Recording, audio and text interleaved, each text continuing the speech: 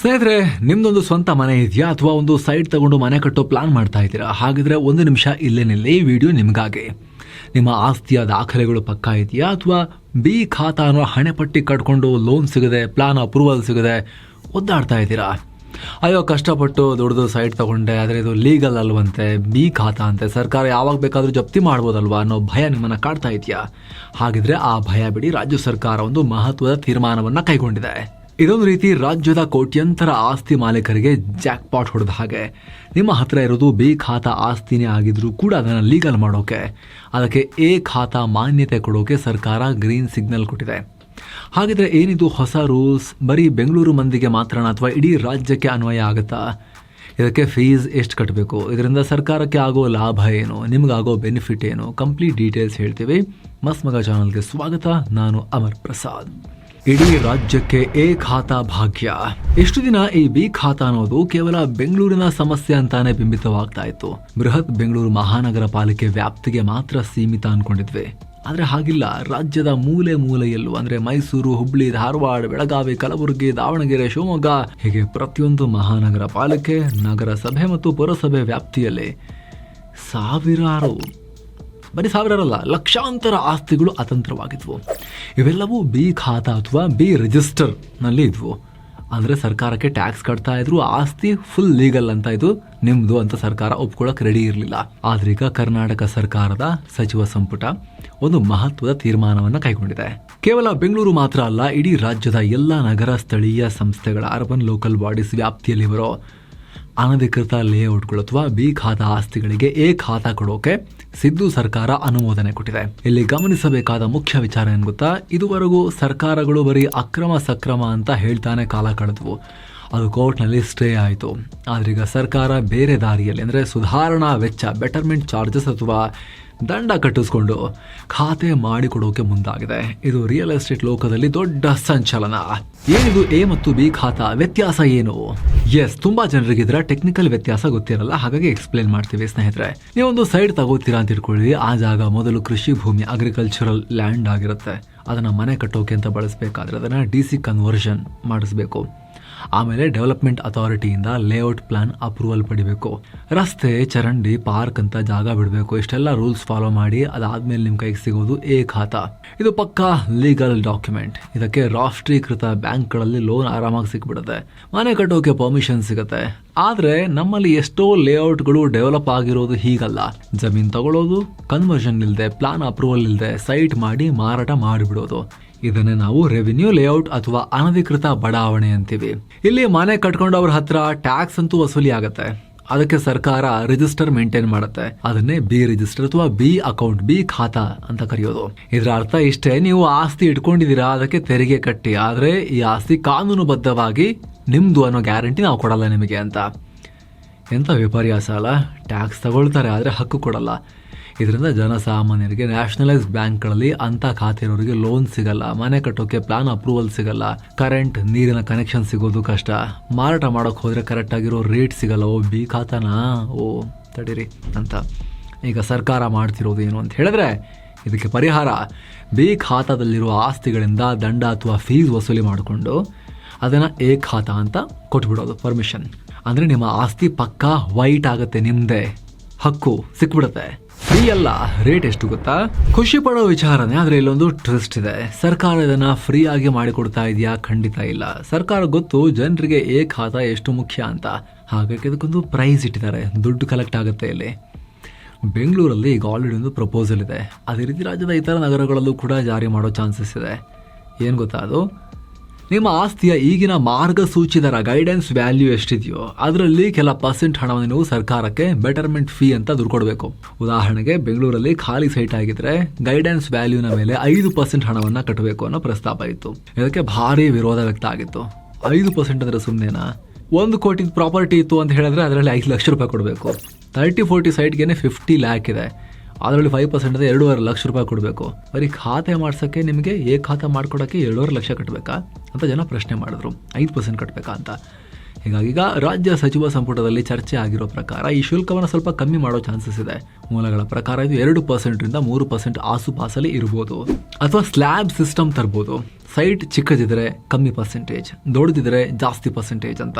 ಆದ್ರೆ ನಿಖರವಾಗಿ ಎಷ್ಟು ದುಡ್ಡು ಕಟ್ಟಬೇಕು ಅನ್ನೋದು ಸರ್ಕಾರದ ಅಧಿಕೃತ ಆದೇಶ ಬಂದ ಮೇಲೆ ಗೊತ್ತಾಗುತ್ತೆ. ಅಲ್ಲಿವರೆಗೂ ನೀವು ಅವರು ಇವರು ಹೇಳಿದ್ರು ಅಂತ ಯಾರ್ಯಾರಿಗೂ ದುಡ್ಡು ಕೊಟ್ಟು ಮೋಸ ಹೋಗಬೇಡಿ, ಸ್ವಲ್ಪ ತಡೀರಿ, ಕ್ಲಾರಿಟಿ ಸಿಗ್ಲಿ. ಯಾರಿಗೆ ಸಿಗುತ್ತೆ, ಕಂಡೀಷನ್ಸ್ ಏನು? ಹಾಗಾದ್ರೆ ಎಲ್ರಿಗೂ ಖಾತಾ ಸಿಕ್ಬಿಡುತ್ತಾ? ಸರ್ಕಾರಿ ಜಾಗ ಒತ್ತುವರಿ ಮಾಡಿರೋರಿಗೂ ಸಿಗುತ್ತಾ? ರಾಜಕಾಲುವೆ ಮೇಲಿರೋರಿಗೂ ಸಿಗುತ್ತಾ? ಖಂಡಿತ ಇಲ್ಲ. ಇಲ್ಲೇ ನೀವು ಹುಷಾರಾಗಿರ್ಬೇಕು. ಕೆಲವೊಂದು ಕಠಿಣ ಷರತ್ತುಗಳಿವೆ. ಅದರಲ್ಲಿ ಮೊದಲನೇದು ಅತಿ ಮುಖ್ಯವಾಗಿರೋದು ಸೈಟ್ ಅಳತೆ ಬಗ್ಗೆ ಎಚ್ಚರ. ಗೈಡ್ಲೈನ್ಸ್ ಪ್ರಕಾರ ನಿಮ್ಮ ಸೈಟ್ ಅಳತೆ 30-40 ಅಡಿಗಿಂತ ಜಾಸ್ತಿ ಇರಬಾರ್ದು. ಅಂದರೆ 1200 ಚದರ ಅಡಿ ಒಳಗಿರೋ ಸೈಟ್ಗಳಿಗೆ ಮಾತ್ರ ಸದ್ಯಕ್ಕೆ ಈಗ ಅವಕಾಶ ಅಂತ ಹೇಳಲಾಗ್ತಿದೆ. ಅದಕ್ಕಿಂತ ದೊಡ್ಡ ಸೈಟ್ ಇದ್ರೆ ಸದ್ಯಕ್ಕೆ ಈ ಸ್ಕೀಮ್ ಅನ್ವಯ ಆಗೋ ಡೌಟ್. ಅಂದರೆ ಸಾಮಾನ್ಯ ಜನರಿಗೆ ಹೆಲ್ಪ್ ಆಗಲಿ, ಸರ್ಕಾರ ದುಡ್ಡು ಬರಲಿ. ಆದರೆ ದೊಡ್ಡ ದೊಡ್ಡ ಬಿಲ್ಡರ್ಗಳೆಲ್ಲ ಬಂದ್ಬಿಡ್ತಾರೆ ಈಗ ಎಕರೆಗಟ್ಟಲೆ ಮಾಡಿಸ್ಕೊಳ್ಳೋಕೆ ಅನ್ನೋ ಕಾರಣಕ್ಕೋಸ್ಕರ 30-40ಗೆ ಲಿಮಿಟ್ ಮಾಡೋ ಲೆಕ್ಕಾಚಾರ ಇದೆ ಸರ್ಕಾರದ್ದು. ಇನ್ನುಳಿದಂತೆ ಯಾರಿಗೆಲ್ಲ ಸಿಗಲ್ಲ ಅಂತಾನು ಹೇಳ್ತಾ ಹೋಗ್ತೀವಿ ನೋಡಿ. ಲಿಸ್ಟ್ ಇಲ್ಲಿದೆ. ಒಂದು, ಸರ್ಕಾರಿ ಜಾಗ, ಗೌರ್ಮೆಂಟ್ ಲ್ಯಾಂಡ್. ಅಪ್ಪಿತಪ್ಪಿನೂ ಸರ್ಕಾರಿ ಜಾಗ, ಗೋಮಾಳ, ಕೆರೆ ಅಂಗಳದಲ್ಲಿ ಮನೆ ಕಟ್ಕೊಂಡು ಖಾತಾ ಕೊಡಿ ದುಡ್ಡು ಕೊಡ್ತೀವಿ ಅಂದರೆ ಕೊಡಲ್ಲ.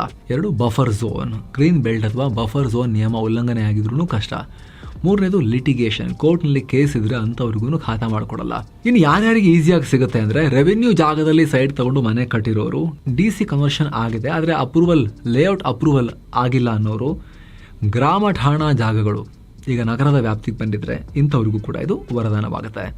ಇನ್ನೊಂದು ಮೇನ್ ಕಂಡೀಷನ್ ಇದೆ, ಅದೇ ರಸ್ತೆ ಸಂಪರ್ಕ.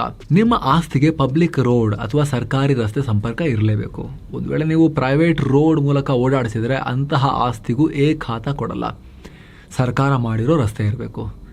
ಆ ರಸ್ತೆಯನ್ನು ಮೊದಲು ಸಾರ್ವಜನಿಕ ರಸ್ತೆ ಅಂತ ಘೋಷಣೆ ಮಾಡಬೇಕು. ಆಮೇಲಷ್ಟೇ ನಿಮಗೆ ಖಾತೆ ಭಾಗ್ಯ ಸಿಗೋದು. ಸರ್ಕಾರದ ಬೊಕ್ಕಸಕ್ಕೆ ಎಷ್ಟು ಲಾಭ? ಈಗ ಅಸಲಿ ಮ್ಯಾಟರ್ಗೆ ಬರೋಣ. ಸರ್ಕಾರ ಯಾಕೆ ದಿಢೀರಂತ ನಿರ್ಧಾರ ಮಾಡ್ತು? ಲಾಜಿಕ್ ಏನು? ನಿಮ್ಗೆ ಗೊತ್ತೇ ಇದೆ, ರಾಜ್ಯದಲ್ಲಿ ಗ್ಯಾರಂಟಿ ಸ್ಕೀಮ್ನಿಂದ ಸರ್ಕಾರದ ಖಜಾನೆಯಲ್ಲಿ ತೂತು ಬಿದ್ದಿದೆ, ದುಡ್ಡಿಲ್ಲ ಜಾಸ್ತಿ. ಇಂಥ ಟೈಮ್ನಲ್ಲಿ ಸರ್ಕಾರಕ್ಕೆ ಕಾಣಿಸಿದ್ದು ಇನ್ನೊಂದು ಐಡಿಯಾ, ಖಾತಾ ಆಸ್ತಿ.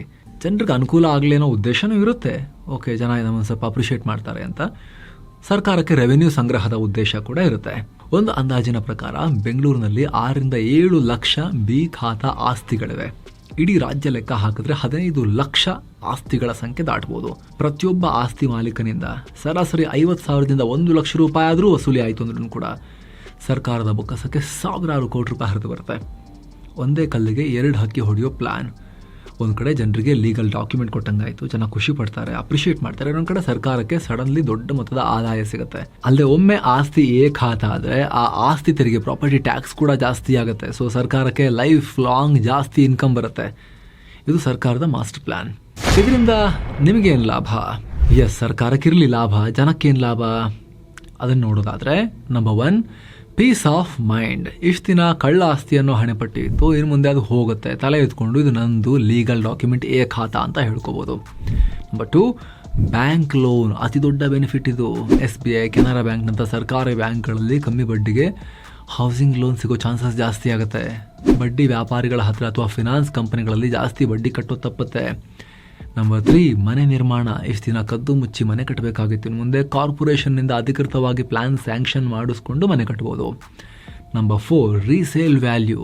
ನಾಳೆ ನೀವು ಆಸ್ತಿ ಮಾರಬೇಕು ಅಂದರೆ ಖಾತಾ ಇದೆ ಅಂದರೆ ಕೇಳೋರಿಲ್ಲ, ರೇಟ್ ಕೂಡ ಕಮ್ಮಿ ಕೇಳ್ತಾರೆ. ಅದೇ ಖಾತಾ ಇದ್ರೆ ಮಾರ್ಕೆಟ್ ರೇಟ್ಗಿಂತ ಒಳ್ಳೆ ಬೆಲೆಗೆ ಮಾರಾಟ ಮಾಡ್ಬೋದು. ಇದು ಅಕ್ರಮ ಸಕ್ರಮ ಅಲ್ಲವೇ ಅಲ್ಲ? ಈ ಕನ್ಫ್ಯೂಷನ್ ತುಂಬ ಜನಕ್ಕಿದೆ. ಇದು ಅಕ್ರಮ ಸಕ್ರಮ ಅಂತ ಹೇಳ್ತಿದ್ರಲ್ಲ, ಅದ ಆ ಸ್ಕೀಮ ಅಂತ? ಅದು ಕೋರ್ಟ್ನಲ್ಲಿ ಸ್ಟೇ ಇದೆಯಲ್ವಾ ಅಂತ? ಉತ್ತರ ಇಲ್ಲ, ಅಲ್ಲ. ಇದು ಅಕ್ರಮ ಸಕ್ರಮ ಅಲ್ಲ. ವ್ಯತ್ಯಾಸ ಇದೆ. ಅಕ್ರಮ ಸಕ್ರಮ ಅನ್ನೋದು ಕಟ್ಟಡದ ಉಲ್ಲಂಘನೆ, ಬಿಲ್ಡಿಂಗ್ ವೈಲೇಷನ್ ಬಗ್ಗೆ. ಅಂದರೆ ನೀವು ಸರಿಯಾಗಿ ರೂಲ್ಸ್ ಫಾಲೋ ಮಾಡದೆ ಜಾಗ ಬಿಡದೆ ಕಟ್ಟಡ ಕಟ್ಟಿದರೆ ಅದನ್ನು ಸರಿ ಮಾಡೋದು. ಆದರೆ ಈಗ ಸರ್ಕಾರ ಮಾಡ್ತಿರೋದು ಭೂಮಿಯ ಹಕ್ಕಿನ, ಲ್ಯಾಂಡ್ ಟೈಟಲ್ ಸಕ್ರಮ. ಇಲ್ಲಿ ನೀವು ಮನೆ ಹೇಗೆ ಕಟ್ಟಿದ್ದೀರಾ ಅನ್ನೋದಕ್ಕಿಂತ ನಿಮ್ಮ ಜಾಗದ ಮಾಲೀಕತ್ವ ಲೀಗಲ್ ಹೌದಾ ಅಲ್ವಾ ಅನ್ನೋದನ್ನು ಸರಿಪಡಿಸೋದು. ಹಾಗಾಗಿ ಒಂದು ವೇಳೆ ನಿಮ್ಮ ಕಟ್ಟಡ ಬೈಲಾ ಉಲ್ಲಂಘನೆ ಮಾಡಿದರೆ ಆಸ್ತಿ ಖಾತಾ ಆದರೂ ಕೂಡ ಬಿಲ್ಡಿಂಗ್ ಅನಧಿಕೃತ ಆಗಿಯೇ ಉಳಿಬೋದು. ಅದು ಮತ್ತೆ ಬೇರೆದೇ ಫೈಟ್ ಆಗ್ಬೋದು. ಹಾಗಾಗಿ ಇಮಿಡಿಯೇಟ್ಲಿ ಖಾಲಿ ಸೈಟ್ ಇದ್ದವ್ರಿಗಂತೂ ಇದು ಮೇಲೆ ಹೇಳಿದ್ವಲ್ಲ ಆ ಕೆಟಗರಿಗಳಲ್ಲೆಲ್ಲ ಬರೋರಿಗೆ, ಅಂದರೆ ಆ ಎಲ್ಲ ಕ್ರೈಟೀರಿಯಾ ಫುಲ್ಫಿಲ್ ಆಗೋರಿಗೆ ಇದು ವರದಾನ ಆಗುತ್ತೆ. ಸೊ ಇದಿಷ್ಟು ಖಾತಾ ಬಗ್ಗೆ ಬಂದಿರೋ ಲೇಟೆಸ್ಟ್ ಅಪ್ಡೇಟ್ಸ್. ನಮ್ಮದೊಂದು ಕಿವಿ ಮಾತು ಕಡೆದಾಗಿ ಸದ್ಯಕ್ಕೆ ಕ್ಯಾಬಿನೆಟ್ ಒಪ್ಪಿಗೆ ಕೊಟ್ಟಿದೆ ಅಷ್ಟೇ. ಇದ್ರ ಬಗ್ಗೆ ಅಧಿಕೃತ ಆದೇಶ, ಅಫಿಷಿಯಲ್ ಗೆಜೆಟ್ ನೋಟಿಫಿಕೇಶನ್ ಬರಲಿ, ಅದರಲ್ಲಿ ಕ್ಲಿಯರ್ ಆಗಿ ಮೆನ್ಷನ್ ಮಾಡಿರ್ತಾರೆ. ಮಾಹಿತಿ ಪ್ರಕಾರ ಈ ಬಾರಿ ಪ್ರಾಸೆಸ್ ಫುಲ್ ಹೈಟೆಕ್ ಆಗಿರುತ್ತೆ. ನೀವು ಆಫೀಸ್ಗೆ ಅಲಿಯೋ ಅವಶ್ಯಕತೆನೇ ಇರೋದಿಲ್ಲ ಅಂತ ಹೇಳ್ತಿದ್ದಾರೆ. ಈ ಸ್ವತ್ತು ಅಥವಾ ಈ ಆಸ್ತಿ ಪೋರ್ಟಲ್ ಮೂಲಕ ನಿಮ್ಮ ಜಾಗದ ಮುಂದೆ ನಿಂತು GPS ಫೋಟೋ ತೆಗೆದು ಅಪ್ಲೋಡ್ ಮಾಡಬೇಕಾಗತ್ತೆ. ಸೊ ಸ್ಮಾರ್ಟ್ಫೋನ್ ರೆಡಿ ಮಾಡಿಕೊಡಿ. ಆದರೆ ಅಧಿಕೃತ ಆದೇಶ ಬರೋವರೆಗೂ ಯಾವುದೇ ಮಧ್ಯವರ್ತಿಗಳನ್ನು ನಂಬಿ ದುಡ್ಡು ಕಳ್ಕೊಳ್ಳೋಕೆ ಹೋಗಬೇಡಿ. ವೇಟ್, ಕ್ಲಿಯರ್ ಮಾಹಿತಿ ಸಿಗೋ ತನಕ. ಸರ್ಕಾರ ಆದೇಶ ಹೊರಡಿಸಿದ ತಕ್ಷಣ ಅಪ್ಲಿಕೇಶನ್ ಹೇಗೆ ಹಾಕೋದು, ಏನು ಮಾಡಬೇಕು, ಎಲ್ಲ ಡೀಟೇಲ್ನೊಂದಿಗೆ ನಾವು ಮತ್ತೊಮ್ಮೆ ಇನ್ನೊಂದ್ಸಲ ನಿಮಗೆ ಮಾಹಿತಿಯನ್ನು ಇದ್ರ ಬಗ್ಗೆ ಕೊಡ್ತೀವಿ. This is going to be very big ಈ ವಿಚಾರ. ಹಾಗಾಗಿ ಫೈನಲಿ ಸರ್ಕಾರದ ಈ ಪ್ಲಾನ್ ಬಗ್ಗೆ ನಿಮಗೇನನ್ಸುತ್ತೆ? ದಂಡ ಕಟ್ಟಿಸ್ಕೊಂಡಾದ್ರೂ ಕೂಡ ಲೀಗಲ್ ಮಾಡ್ತಿರೋದು ಒಳ್ಳೇದಾ? ಲಕ್ಷಾಂತರ ರೂಪಾಯಿ ಕೊಟ್ಟು ಲೀಗಲ್ ಮಾಡಿಸ್ಕೊಳ್ಳೋಕೆ ರೆಡಿ ಇದ್ದೀರಾ? ಸಣ್ಣ ಸೈಟ್ ಅಂದರೂ ಕೂಡ, ಕಮ್ಮಿ ವ್ಯಾಲ್ಯೂ ಸೈಟ್ ಅಂದರೂ ಕೂಡ 1000 ರೂಪಾಯಿ ಕೊಡಬೇಕು, ರೆಡಿ ಇದ್ದೀರಾ? ಅಥವಾ ಸರ್ಕಾರ ಸರಿಯಿಲ್ಲ, ಇಷ್ಟೊಂದು ಬಡವರ ಹತ್ರ ಫೀಸ್ ವಸೂಲಿ ಮಾಡ್ತಾ ಇದೆ ಅನ್ನೋ ಟೀಕೆ ಮಾಡ್ತೀರಾ? ನಿಮ್ಮ ಒಪಿನಿಯನ್ ಕಾಮೆಂಟ್ ಮಾಡಿ ತಿಳಿಸಿ. ಹಾಗೆ ವಿಡಿಯೋ ಇಷ್ಟ ಆಗಿದ್ರೆ ಲೈಕ್ ಮಾಡಿ, ಶೇರ್ ಮಾಡಿ. ಇದು ಮಸ್ತ್ ಮಗ ಚಾನಲ್. ನಾನು ಅಮರ್ ಪ್ರಸಾದ್. ನಮಸ್ಕಾರ ಸ್ನೇಹಿತರೆ.